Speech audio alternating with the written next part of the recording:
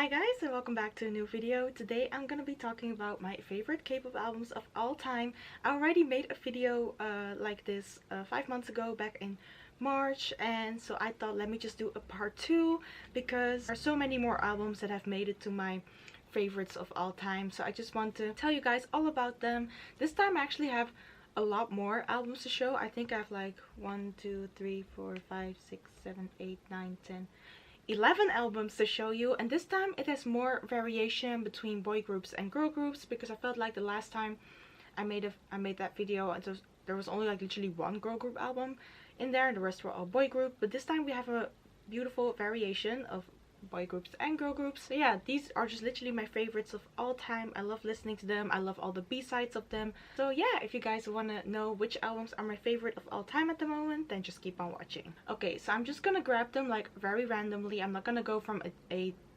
top 11 all the way to my number 1. I'm just grabbing them very randomly.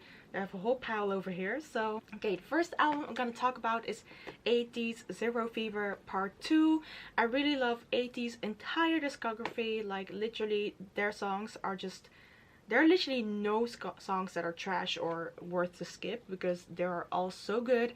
And I'm gonna talk about Zero Fever Part 2. I love all the albums of the Zero Fever series. Like I really love it, but I want to talk about part 2. So this one has the title track Fireworks, I'm the One, and I really love everything about it. Like I love that whole era so much, just the concept and the style, literally everything. It was just all chef's kiss, and I really loved Fireworks. I think that's by far my most favorite title track at the moment.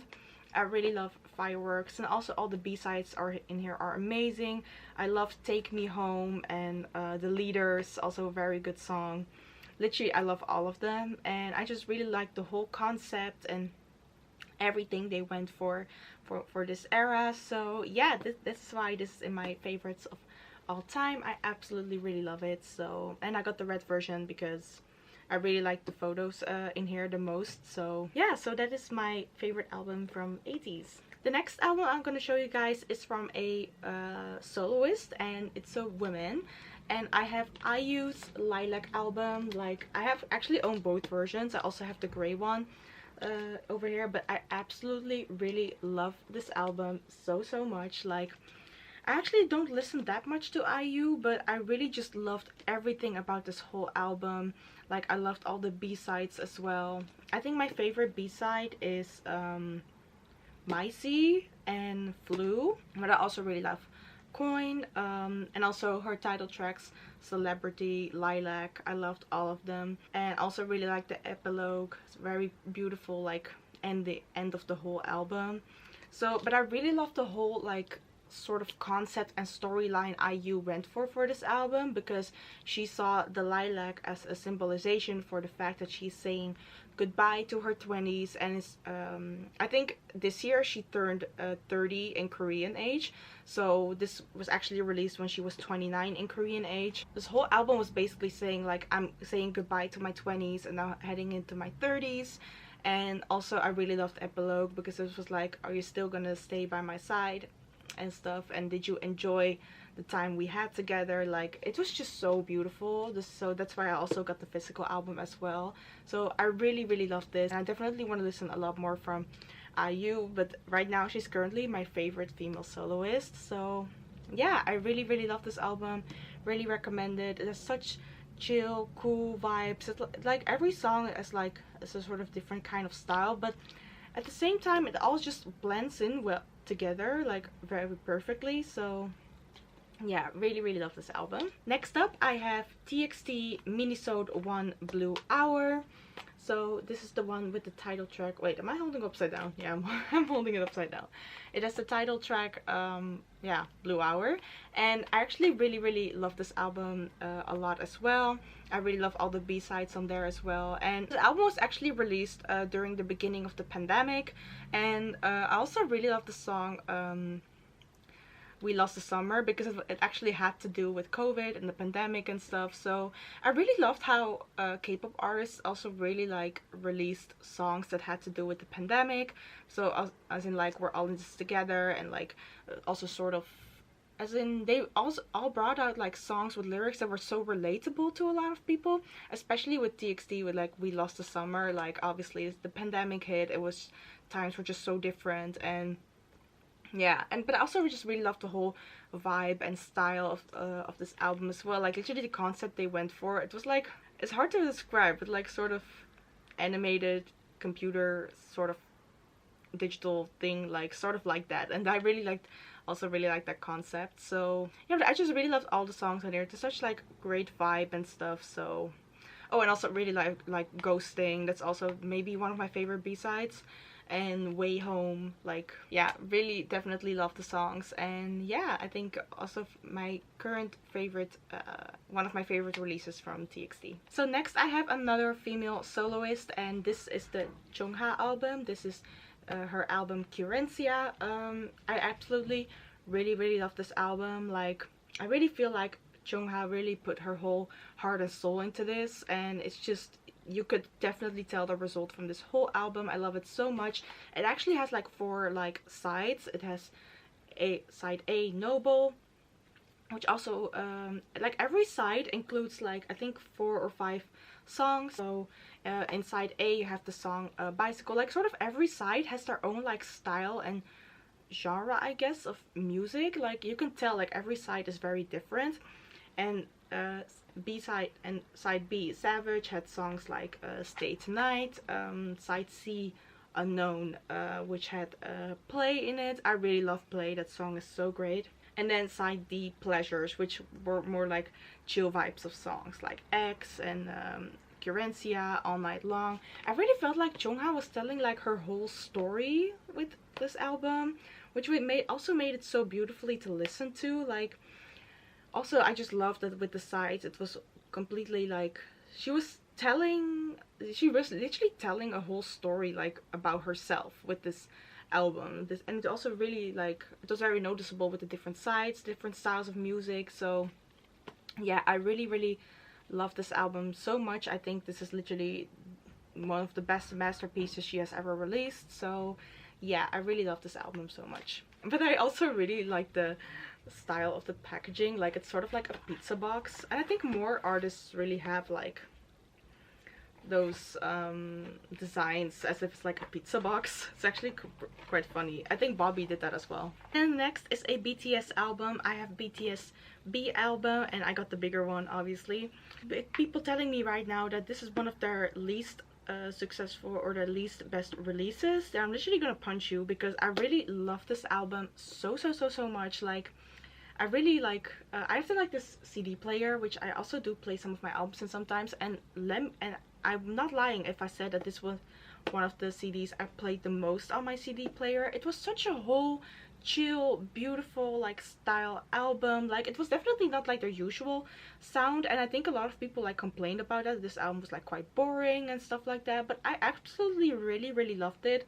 Literally all the songs like Life Goes On, Fly to My Room, Stay, all those chill beautiful songs like to just clear your head and just like relax. Like I really loved it about this whole album. And like I said, like I mentioned before, like this album was also like released during the pandemic, so BTS also really wanted to like release music that would help people through that difficult time. Like they also obviously did that with Dynamite, which is also on this album, but also the songs like Life Goes On and like Everything, you know. So it was just like very beautiful album, and I really love it so much, and definitely literally my favorites from BTS entire discography. So yeah, I literally love the album. I literally love this whole like design they actually did with this album. I believe they also completely designed it themselves. Literally you have this whole photo book with like text and stuff, and literally everything about the whole design, packaging, content, they really like made it all up themselves.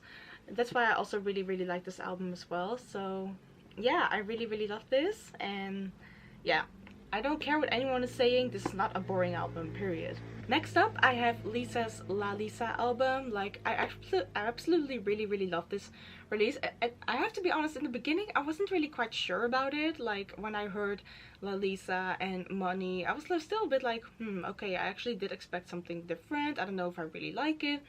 But then literally both two songs literally just grew on me, and I really loved the whole style and everything, and literally all about Lisa.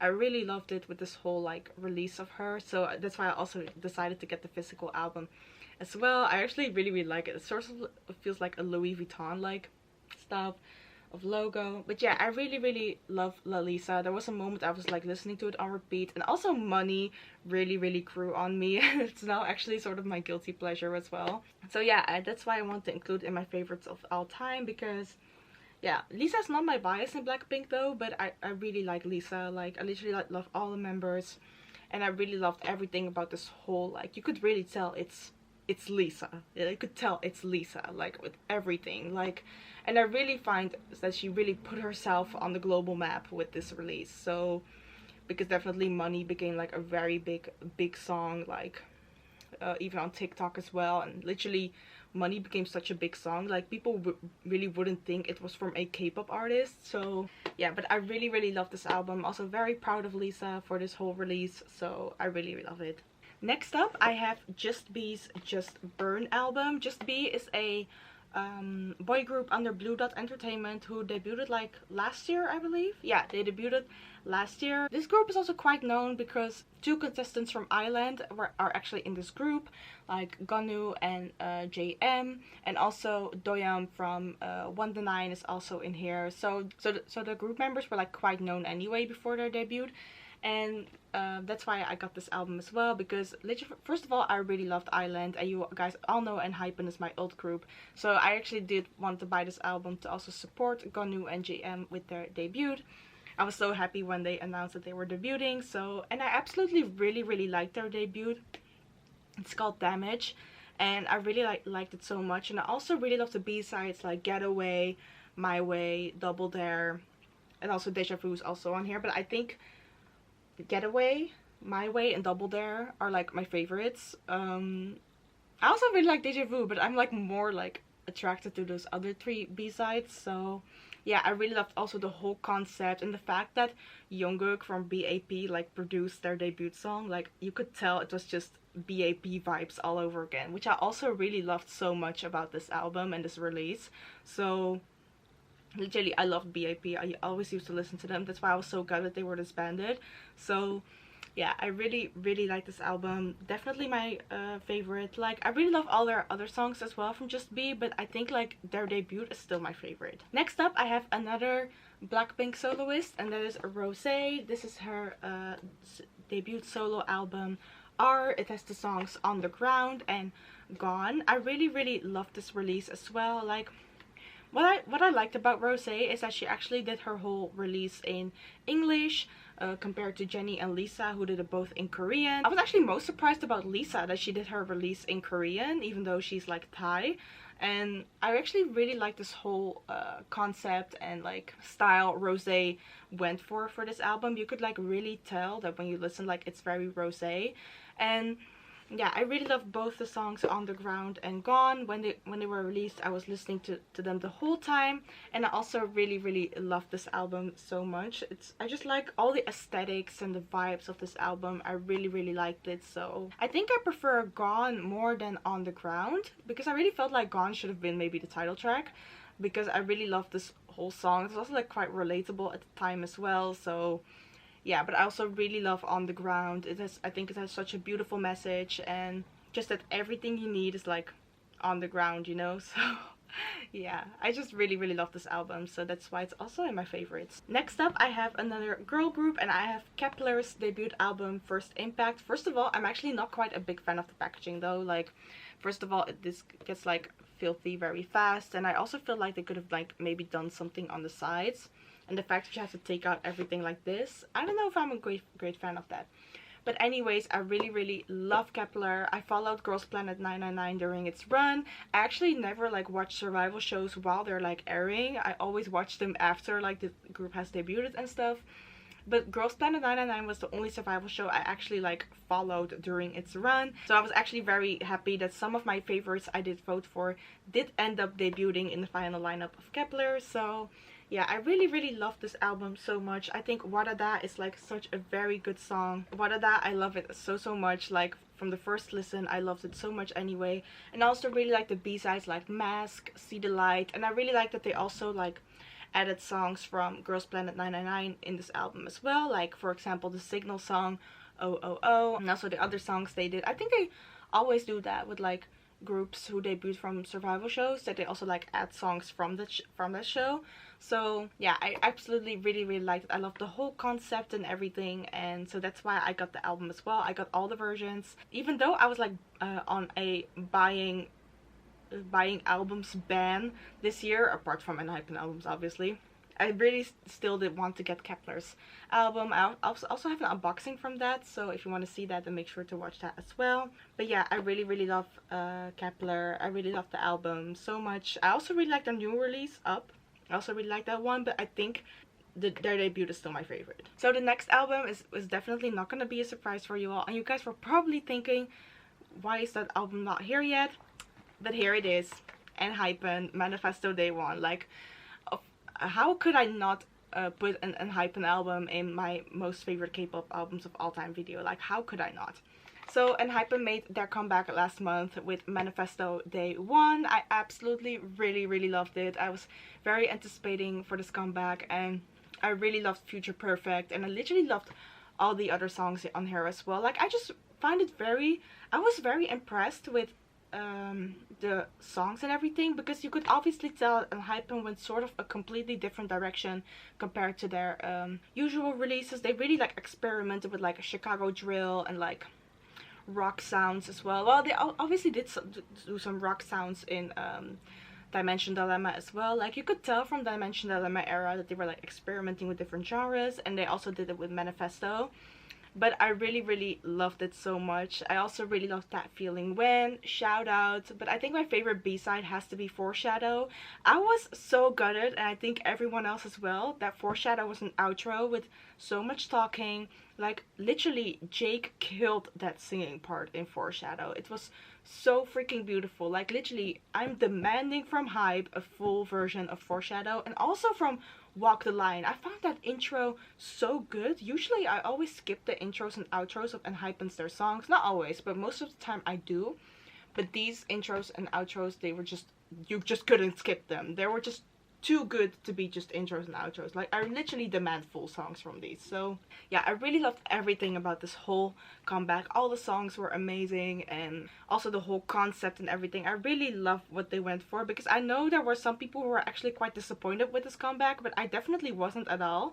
So I really loved it so much. And just when I think enhypen wouldn't top their current release, they release literally better stuff every time. So yes, this is also definitely my favorite album of all time, not only because enhypen is my ult and I love them so much, but it's just true. This album is just more than just chef's kiss. It's literally 5-star Michelin. And then finally, the last album I want to talk about is Stray Kids In Life. I really love this release, because I really feel like God's Menu is, I think, by far my favorite title track from Stray Kids. I know this is In Life. This title track is actually Backdoor, but since this is like a repackage from their album Go Life, where God's Menu was in, I wanted to include this, because I also really love Backdoor, but I also really love the extra B-sides they added for this repackage, like for example X and Any, and also Be Me. I really loved everything about this whole album. I loved all the B-sides. Literally right before enhypen was my ult. Actually, Stray Kids used to be my ult together with BTS, like but still, Stray Kids still one of my top favorite boy groups of all time. They're definitely part of my ult line, my ult list. So I really love Stray Kids. So, and I really love this album. Very great. I love the concept and everything they went for. I do sort of feel like their concepts are like quite sort of the same throughout the whole time, but at the same time they are not, if you know what I mean.